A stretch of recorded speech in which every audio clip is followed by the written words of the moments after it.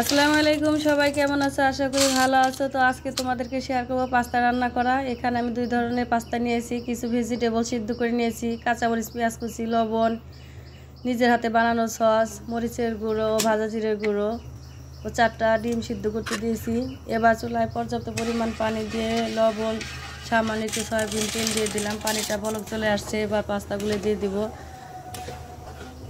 মোটা পাস্তাটা আগে দিয়ে দিলাম, যেহেতু এই পাস্তাটা একটু পাতলা, সেই জন্য 2-3 মিনিট পরে এটাকে আমি দিয়ে দিব। 7 থেকে 8 মিনিটের মতো এই পাস্তাটাকে আমি সেদ্ধ করে নেব। এবার সেদ্ধ হয়ে গেছে, এবার চালনির ভিতরে ঢেলে আমি পানি থেকে ছাড়িয়ে নেব। তো চুলা একটা কড়াই বসিয়ে অল্প করে তেল দিয়ে দিলাম, একটা ডিম দিয়ে দিলাম, ভালো করে ফেটিয়ে ঝুরঝুরে করে ভেজে নেব।